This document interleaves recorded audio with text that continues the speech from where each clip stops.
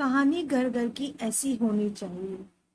सुबह 10 बजे तक सोने वाली और बार बार उठाने पर भी थोड़ी देर और सोने दो ना माँ कहने वाली शालिनी आज भोर को 6 बजे ही उठ गई थी।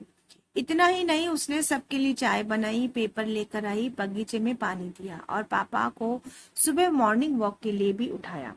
सभी लोग शालिनी को बड़ा आश्चर्य से देख रहे थे। सभी का एक ही सवाल था, शालिनी तुम क्या कर रही हो? शालिनी ने धीरे से जवाब दिया, 3 महीने हो गए मेरी शादी तय हुए। वहां पर कौन होगा मेरे आगे पीछे घूमने वाला? वहां तो सब मुझे ही करना होगा। बस इसीलिए आज से शुरू कर दिया। घर की बेटी को इतना समझदार होते हुए देख सबको खुशी हो रही थी और साथ में बुरा भी लग रहा था। बुरा लगने जैसी बात भी थी क्योंकि वह हमेशा के लिए उनको छोड़कर उसके ससुराल जाने वाली थी। एक और महीना बीत गया और आखिरकार शालिनी की शादी हो गई। वह अपने ससुराल आ गई। सुबह सुबह सुबह समय पर जाग पाएगी या नहीं, इसी विचार में वह रात भर सो ही नहीं पाई। सुबह होते ही उसने नहाया और पूजा की और खाना बनाने की तैयारी करने लगी। वह सोचने लगी कि आज खाने में क्या बनाया जाए जो बड़े और बच्चे दोनों को पसंद आए। तभी पीछे से एक मीठी आवाज आई। शालिनी ने पीछे मुड़कर देखा तो उसकी सासू माँ थी। अरे बेटा, इतनी जल्दी क्यों उठ गई? शादी की भाग दौड़ में थक गई होंगी, ऊपर से घर वालों की याद भी आती होगी, और मैं जानती हूँ रात को ठीक से सो भी नहीं पाई होगी। ऐसे तो तुम्हारी तबीयत खराब हो जाएगी। शालिनी मन ही मन सोचने लगी, मेरी सासू माँ तो बिल्कुल वैसी नहीं है जैसी मैं सोच रही थी। मैं तो डर के मारे कितने दिनों से सुबह जल्दी उठने का प्रयास कर रही थी। यहाँ तो परिस्थिति बिल्कुल अलग है। शालिनी ने कुछ काम खत्म किया था कि तभी सासू माँ ने आवाज दी, बेटा इधर आओ, देखो तो सही मैं क्या बना रही हूँ। मटर पनीर, पराठा और गाजर का हलवा। अरे वाह, ये तो मेरी फेवरेट डिश है। शालिनी बोली। उसे तो कुछ समझ ही नहीं आ रहा था कि उसे लग रहा था कि जैसे सब सपना है। शालिनी को एहसास हुआ कि ये सपना नहीं सच है। सासू माँ ने उसे कुछ कहा, शालिनी सुन ही नहीं पाई। फिर थोड़ी डर गई।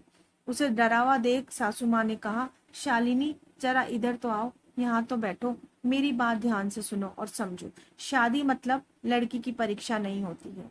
तुम्हारी शादी सिर्फ मेरे लड़के से नहीं हुई है। जितनी जिम्मेदारी उसकी तुम्हें खुश रखने की है, उतनी ही हम सबकी भी है। हमने तुम्हें घर सिर्फ काम करने के लिए नहीं लाए हैं। तुम्हें क्या क्या आता है या तुम हमारे लिए क्या क्या कर सकती हो, ये सब देखने के लिए तो बिल्कुल नहीं। हम तुम्हारी आज़ादी भी तुमसे नहीं छीनेंगे। अगर अपनी बात करूं तो मुझे सिर्फ एक अच्छी फ्रेंड चाहिए थी। मैं बिल्कुल नहीं मानती कि बहू ने सुबह सुबह जल्दी उठकर पूजा पाठ करना चाहिए, और मैं ये भी नहीं मानती कि बहू को बहुत अच्छा खाना पकाना आना चाहिए। शादी का मतलब तुम्हारे सपनों का बलिदान बलिदान बिल्कुल भी नहीं हो सकता। बल्कि मैं तो ये कहूंगी कि शादी का मतलब तुम्हारे सपनों को और ज्यादा ऊंची उड़ान देना चाहिए। हम सब हमेशा तुम्हारे साथ हैं, हर दिन हर पल। शालिनी की शादी को अब 10 साल बीत चुके थे। इन 10 सालों के सफर में उसने जो अनमोल रिश्ते कमाए थे, उनमें से एक थी माँ। जी हाँ, वही सासू माँ जो अब उसकी माँ बन चुकी है। शालिनी ने अपने जीवन में काफी उतार चढ़ाव देखे थे, लेकिन उसके मन में ये एक सोच बहुत पक्की बैठ चुकी थी कि जब उसके इस लड़के की शादी होगी तो वह घर में बहू लाएगा, तो वह भी अपनी सासू माँ की तरह अपनी बहू के साथ व्यवहार करेगी। टीवी सीरियल में सास बहू को दिखाया जाता है, वह वास्तविकता है ऐसा बिल्कुल नहीं है। समय के साथ लोग बदलते हैं, लोगों के विचार बदलते हैं। कुछ लोग गलत लोग जरूर जीवन में आते हैं, लेकिन सभी गलत हो ऐसा जरूरी नहीं। आखिर मैं यही कहूंगी कि बहू मतलब बेटी ही होती है। गलतियां तो हर किसी से होती है, इसलिए बहू के साथ वैसा ही व्यवहार करें जैसा खुद की बेटी के साथ करते हैं। आपको ये कहानी कैसी लगी? यदि आपको कहानी अच्छी लगी हो तो हमारे चैनल को लाइक शेयर सब्सक्राइब जरूर करें। धन्यवाद।